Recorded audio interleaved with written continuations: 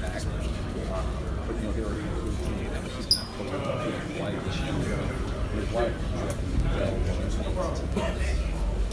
What's at the top of the list for you in order to give your team a competitive opportunity to be in this game in the fourth quarter? Well, I think we've got to get back to transitions. That's really important. I think that's us taking care of basketball. I think when you're on the road and turning the ball over, the live ball turnovers, this team is really difficult to get back to balance the floor. So I think that's first and foremost. And then, us being able to generate good shots. Of course, I think you're a really good defensive team that really balances the defense and the offense. But I think at the other end of the floor as well, and then we're going to have to be in a Boy Cities where it's got to be five guys. We're not going to be able to get into individual matchups.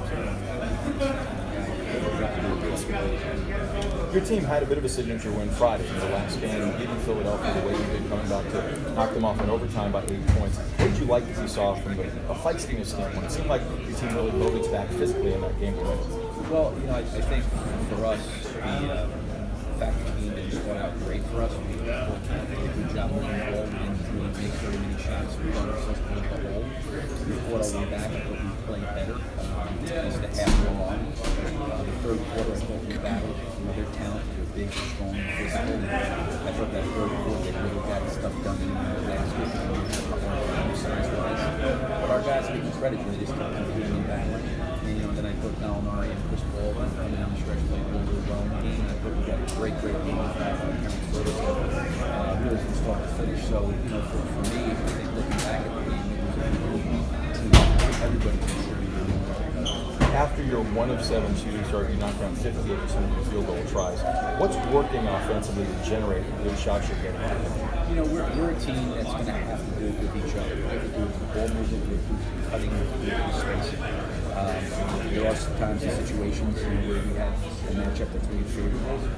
But more often than not, we're going to have to utilize and rely on each other to help each other. And I think when we do that, that's when we're at our best. And I think that in the game, against Philly, we did a really good job of helping them. I think we found Gallo just when he was open. I think Chris really did a good job of kind of managing the game and picking his spots. They found Terrence when he was open. We had action to the basket, drive to the basket. So we had a little bit of everything. We've got a good ball-moving player. Pat preferred when he's been aggressive offensively, Billy. You guys have been a different team, a much tougher team to guard, a tougher team to deal with. Is that important for you as you looked at tonight in these next 2 games? Well, we need them shooting and taking shots when they're there, and they're starting to do it. I think some of the movement enabled him to get open and free. He was just kind of sitting on the ball, finding him when he was open, and knock down some shots. But I think anytime you're getting contributions from younger guys, especially a guy like Terrence who's a starter, they don't need hope shots. One area the Clippers have struggled with this season is guarding the three-point line. I don't know how conscious you guys are coming in about that. Can you generate some good looks tonight? Do you feel like you can win the game? Yeah, I think they're a very good defensive team. I think it's probably easy to look at one category and say that maybe they're a little bit deficient in it. But again, they're still finding their way. We're finding our way. They've got a lot of new guys. We've got a lot of new guys. Some guys haven't played with each other yet. So, if you look at them number-wise in this early part of the season, it's a very small sample size. They've been very solid defensively. So, I think for us, besides the three-point line, it's just a bit of generate good shots. As a final question, you mentioned Lou Williams and Montrezl Harrell. They are far and away the highest scoring bench, most productive rebounding bench in the NBA. You've been able to lean on your bench a little bit this season thus far. How important will it be when your starters are out and those guys are in that you hold them home? Well, it's important. I think that's why they're so good, is because they're deep. And they can play a lot of different people. And obviously when Williams comes in, he's a guy coming off the bench that is a lead scorer, even as a starter. I think Montrezl brings a lot of energy to their team, and he's really proven over the last several years to be a really good offensive player in terms of scoring and offensive rebounding. And then they bring Paul back in sometimes with the second unit. That he adds another post to their team. So they've got a lot of different pieces and parts that they can play with the second unit that makes them very effective. Good luck in this challenge, my coach. Thank you. It's Billy Donovan, the Thunder and the Clippers, coming up from LA with the starting lineups next. This is Thunder Basketball. Here is Coach, everybody. Chris and Danilo are two of the most savvy, high IQ players in the league. What have you noticed from their connection early on? They've had a couple of really nice moments. Yeah, I just think that those guys have done a really good job of communicating. I think they do a one-trick for the game. I think they both see the game from a pure standpoint, so to speak, and what's going on in the game, and I think they can articulate and communicate with one another, to figure out how they're being guarded, and what they can maybe take advantage of. And I think the more they're talking, or anybody on the team is talking, I think it always creates chemistry, it creates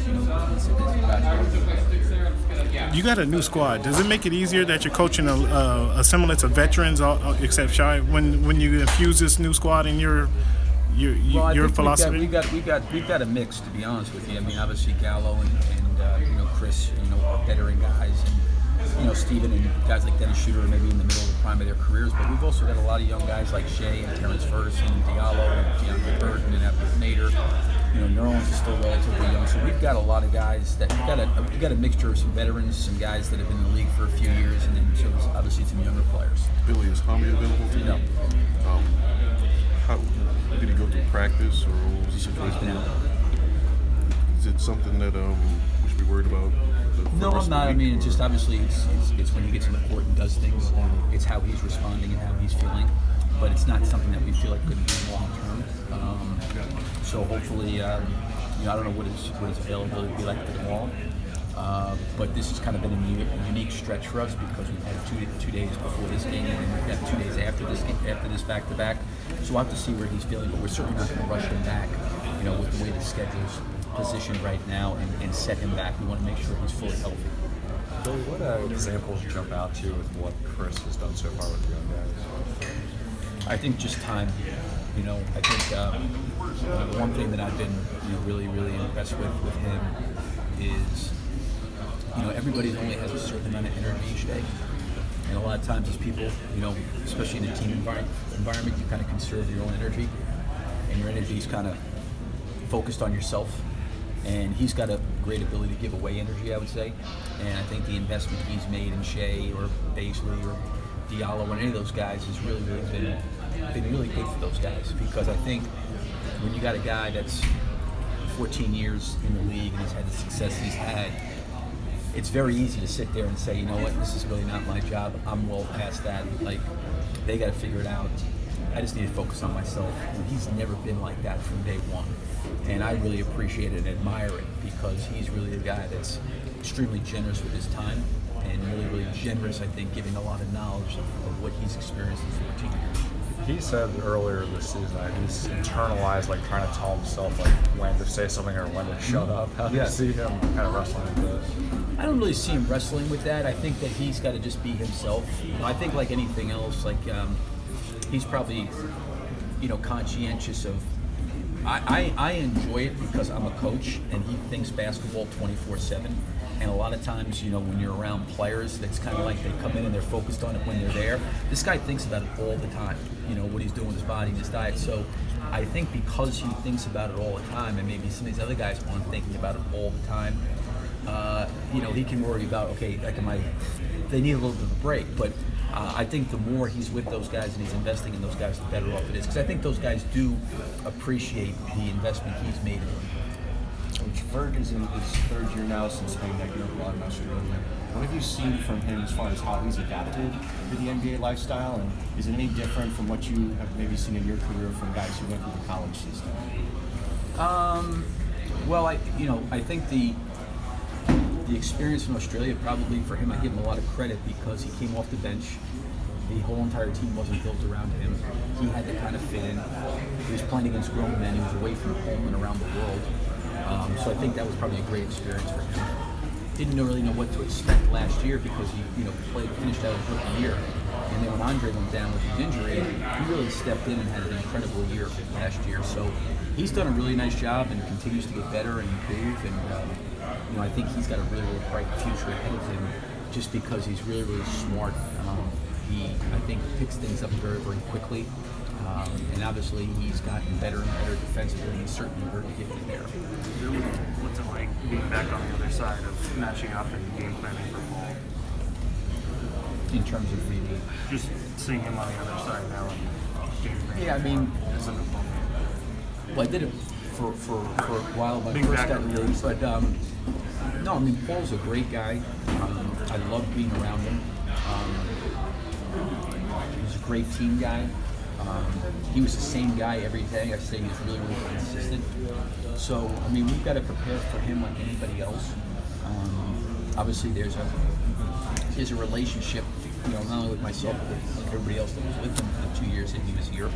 And he was totally class, totally professional, and you couldn't ask for anything more.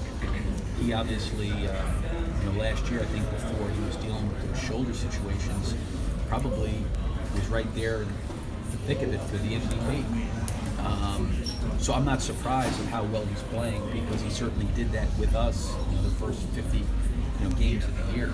So, obviously a lot to get prepared for him, because he is such a talented and gifted player. And I think the thing I admire most, he plays the game the right way. Like he really reads the game and plays the game the right way, and he could care less about scoring. I've always said this: he's focused on two things, in my opinion, that are important to him. One, he's focused on his defense, and I think that ignites him. And then I think he's also focused on how does he make the players around him better, the team around him better. And he knows the length and time of the game that he's, because of his talent, is going to overscore. That's never been a priority for him. And I always, as a coach, appreciated that and admired that.